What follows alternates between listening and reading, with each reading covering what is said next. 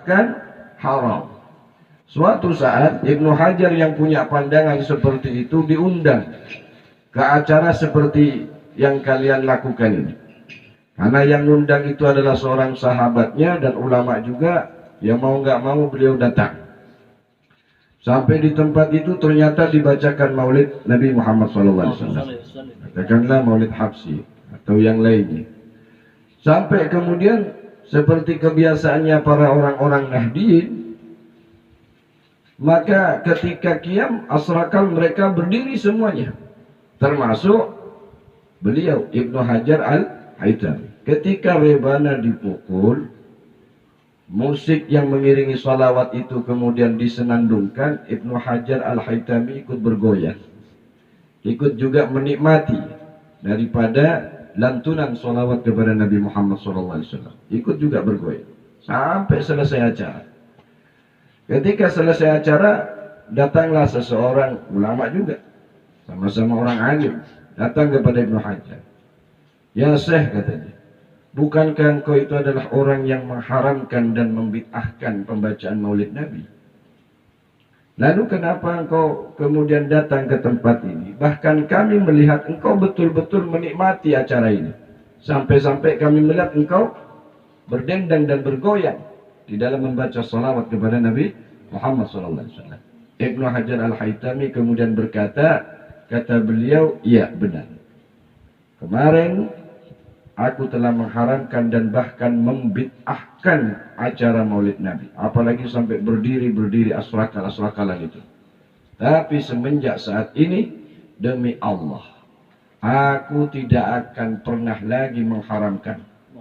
Bahkan aku akan mendatanginya acara maulid Nabi seperti ini. Kenapa ya Syekh? Karena di saat kalian berdiri, Allah membukakan kasaf kepadaku dan aku melihat junjungan kita baginda Nabi Muhammad SAW datang ke majelis ini. Logikanya, kata beliau, karena beliau seorang alim ahli fikih, logikanya kalau itu tempat adalah tempat kotor atau tempat di mana orang berbuat haram dan dosa, Rasulullah nggak bakalan hadir. Tapi di saat itu aku melihat Rasulullah hadir dan berkumpul bersama kalian. Rasulullah tersenyum melihat kalian itu mendendangkan salawat dan puji-pujian kepada Nabi Muhammad SAW. Sehingga kata beliau, mulai hari ini aku tidak akan pernah mengharamkan. Bahkan aku akan hadir pada setiap acara maulid Nabi dan aku akan berdiri. Akan berdiri saat asrakal atau qiyam. Ini salah satu dalil paling gampang untuk kita semuanya melaksanakan pembacaan maulidnya Nabi Muhammad SAW. Karena logika fikihnya, logika hukumnya, jika tempat itu adalah tempat yang bid'ah, berarti tempat dolal, tempat yang sesat, dan tempat yang sesat nggak mungkin dihadiri oleh baginda Nabi Muhammad SAW. Guru-guru kita, para ahlu sunnah wal jamaah, para ulama-ulama Hadramut, itu jangan diragukan lagi ketakwaannya kepada Allah. Orang-orang sekelas Syekh Abuya Maliki, orang-orang sekelas Al-Habib Umar bin Hafid, Al-Habib Salim, Abdullah Syatiri, dan para ulama-ulama besar Hadramut itu adalah orang yang paling takut kepada Allah. Sirran wa alaniyah. Mereka adalah orang-orang yang bertakwa kepada Allah baik sendirian maupun di tengah keramaian. Maka mereka tidak mungkin berdusta untuk kemudian mengorbankan keselamatan beliau-beliau di akhirat. Dan beliau-beliau semuanya adalah orang-orang yang mencintai salawat, bahkan mencinta maulidnya Nabi Muhammad SAW. Terbukti beberapa hari yang lalu kita melihat di Tarim, di Hadramut, begitu ribuan orang berkumpul melaksanakan haulnya Al-Habib Ali bin Muhammad Al-Habsyi. Ribuan bahkan jutaan orang berkumpul di Solo dan bahkan di beberapa daerah mereka serentak merayakan, memperingati haul mengenang sang kekasih Nabi, yakni Al-Habib Ali bin Muhammad Al-Habsyi, ya, yang kemudian dalam satu manaqib beliau diceritakan ada seorang dari Hadramut, orang Yaman, seorang syekh datang berkunjung ke kota Madinah Al-Munawwarah. Ketika beliau berziarah ke makam Nabi Muhammad SAW, si penjaga makam kemudian bertanya, apakah engkau dari Hadramut? Apakah engkau orang Yaman? Ya, saya adalah orang Yaman. Kalau engkau orang Yaman, apakah engkau mengenal seseorang yang bernama Ali bin Muhammad Al-Habsyi dari Sewon? Kata beliau, ya, Saya kenal. Bagaimana engkau bisa mengenalnya? Kata si orang tadi, orang Hadramaut. Bagaimana aku tidak kenal, kata si penjaga makam.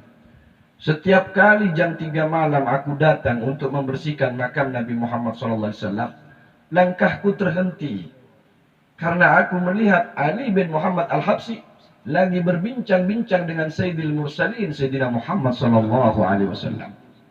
Maulid yang disusun oleh beliau, yakni Simtud Durar atau Untaian Mutiara ini, ditahqiq langsung oleh baginda Nabi Muhammad SAW. Bahkan Nabi mengatakan kepada para orang-orang yang berziarah ke makam Nabi yang diberikan kasaf oleh Allah, beliau mengatakan, apakah engkau ingin ziarah kalian diterima? Apakah kalian menginginkan semua hajat-hajat kalian dikabulkan oleh Allah? Sang penziarah tadi berkata, benar ya Rasulullah, kami menginginkan ziarah kami diterima dan hajat-hajat kami dikabulkan oleh Allah. Kalau begitu, kata Rasulullah, berziarahlah dan mintalah doa, bahkan berbaiatlah kepada cucuku Ali bin Muhammad Al-Habsyi yang menyusun Simtud Durar. Bahkan Yai Romo Mbah Hamid Pasuruan, beliau mengatakan bahwa Al-Habib Ali Al-Habsyi, ya, Al-Habib Ali Al-Habsyi termasuk daripada walinya Allah, yang apabila kita menghadiri daripada haulnya atau membaca akan maulidnya, pasti didatangi oleh Nabi Muhammad SAW. Bahkan beliau mengatakan, seberapapun engkau memiliki hajat, terutama hajat dunia yang berkenaan dengan kekayaan, maka akan dikabulkan oleh Allah Subhanahu wa Ta'ala. Nah, beliau mengatakan Habib Ali Al-Habsyi ini adalah menteri keuangannya Allah Subhanahu wa Ta'ala. Ya, mudah-mudahan kita yang mencoba untuk membumikan salawat dengan susah payah, kadang-kadang kita mengajak teman-teman kita, mudah-mudahan teman-teman kita juga susah payah mengajak yang lainnya, supaya tidak kita datang sendirian, supaya ada kebersamaan di dalam perjuangan ini. Karena saya tidak bisa berbuat apa-apa tanpa kebersamaan, tanpa kekompakan. Harus kita merasa memiliki bersama majelis ini. Kalau masing-masing kemudian membiarkannya, ya sudah, lama-lama kita akan terpisah, lama-lama kita akan hancur. Kita tidak punya kekuatan apapun. Kita bukan golongan orang-orang yang kaya raya. Kita bukanlah orang-orang yang mempunyai kekuasaan dan kekuatan yang lain.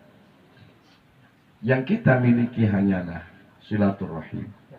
Yang kita miliki adalah persahabatan dan persaudaraan. Kebersamaan inilah yang akan mendatangkan kemenangan, dan itu adalah janji Nabi Muhammad SAW. Kita bergandeng tangan. Jangan masa bodoh. Jangan cuek dan acuh dengan keberadaan majelis kita, saudara. Masing-masing lisan kita gunakanlah untuk berdakwah. Cuma itu yang saya minta. Coba gunakan masing-masing. Anda punya lisan, Anda punya HP, Anda punya fasilitas yang kita bisa gunakan untuk berdakwah di jalannya Allah Subhanahu wa Ta'ala. Mudah-mudahan gerakan kita yang sedikit ini termasuk dihitung jihad oleh Allah Subhanahu wa Ta'ala. Tidak ada tujuan lain. Tujuannya adalah bagaimana kita membumikan sholawat dan menebarkan dalam hati umat supaya cinta kepada Nabi Muhammad SAW melalui Majlis Dzikir wa Ta'lim Nurul Huda. Mudah-mudahan apa yang saya sampaikan ini ada hikmah dan barokahnya buat kita semuanya. Selanjutnya, menjaga keistiqomahan kita untuk tetap mempelajari hadisnya Nabi Muhammad SAW. Setidaknya nanti di yaumil qiyamah, ketika ditanya sama malaikat, ditanya sama Allah, apakah engkau pernah membaca hadis Nabi? Pernah. Apakah engkau pernah mendengarkan salah satu hadis Nabi? Pernah. Ya, paling tidak kita termasuk ahli hadis lah, walaupun satu hadis yang pernah kita baca. Mudah-mudahan kita termasuk ahli Quran, walaupun kulhu yang kita hafal. Karena kalau Quran itu kita letakkan dalam hati kita, hadis itu kita letakkan dalam hati kita, maka orang yang bersama Al-Quran dan hadis itu tidak akan pernah diadab oleh Allah Subhanahu wa Ta'ala. Kita dengarkan bersama pembacaan hadis Arba'in Nawawi yang disampaikan oleh Ustadz Majdi atau Ustadz Tejo, kepada beliau saya persilahkan.